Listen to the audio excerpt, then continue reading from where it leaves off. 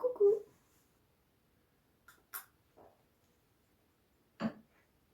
Aujourd'hui, on va se retrouver dans une nouvelle vidéo. Je présente nos peluches. On est un peu malade, donc je suis prise du nez. Et on est un peu malade, donc on est fatigué. Et là, j'ai un peu de mal à m'ancrer. Voilà. Mais je tenais à vous faire cette vidéo. Voici Strendir. Je vous écrirai son nom sûrement, parce qu'il est un peu compliqué.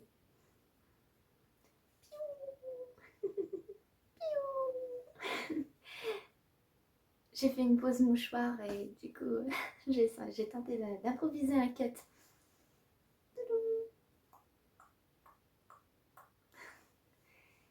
Voilà, donc Strendir, c'est un petit renne que Yoko, elle avait trouvé dans ses études, enfin dans nos études, je sais plus si j'étais... Non, j'étais pas encore dans le système.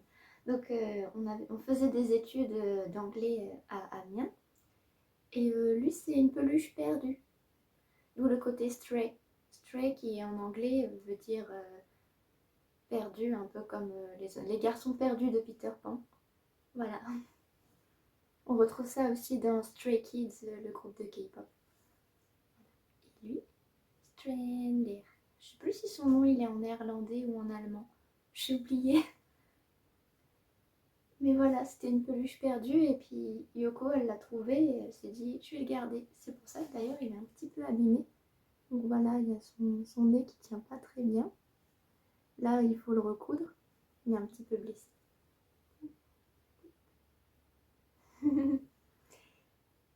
Mais on l'a gardé. Et aujourd'hui c'est une peluche qui appartient à Looping. Voilà. Son histoire elle est pas très longue en fait. Ça fait que 2 minutes que je filme mais je tenais à vous le présenter quand même. Il est trop choupinou. Et j'ai décidé de faire un peu une sorte de cosplay de lui aujourd'hui. Voilà. Par rapport à mon look, dans l'Inner World, j'ai des couettes, les cheveux roses, donc j'ai mis du rose ici. Et j'ai des taches de rousseur. Voilà. Je pense que je vais vous présenter une autre peluche comme cette vidéo elle est assez courte. Et je vais la poser ici. A bientôt. Coucou. Me revoilà avec Bakagarig. On reste dans le thème de l'hiver, hein, vu que bon, je tourne ça en janvier, pas loin de... entre Noël et Imbolc, voilà. Sa tête, elle peut faire du headbang. Bakagarig, en fait, son histoire, elle est assez drôle. C'est Yoko qui était allée à une geek convention à Compiègne. Elle a rencontré Pierre-Alain de Garrigue, qui est un monsieur qui fait du doublage et pas que. Voilà.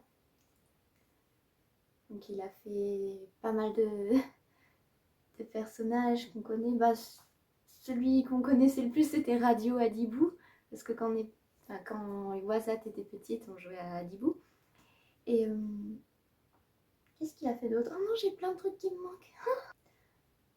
Il a fait des trucs sur Arte, il fait aussi pas mal de vidéos spirituelles sur sa chaîne, donc ça c'est hyper intéressant.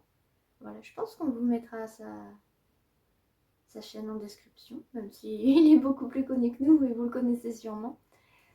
Voilà, le Page.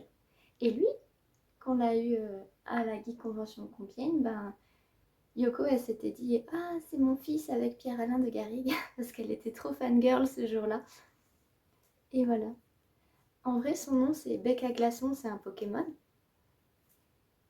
Et Baka, ça veut dire idiot, et Garrigue, c'est le nom de Pierre-Alain de Garrigue. Voilà, c'est Baka Garrigue.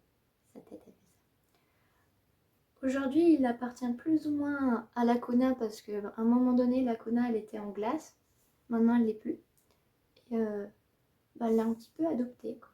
Donc, il est un peu à Yoko, un peu à Lacuna, un peu à Chloé aussi. Tous ceux qui aiment bien la glace dans la joyeuse troupe. Ce qui est chou, c'est qu'il peut applaudir. Voilà. C'était Bakagarig. Hug. Hug. C'est bizarre, c'est qu'il est toujours la tête de profil. Enfin, ça c'est de face et sa tête, elle est tournée comme ça.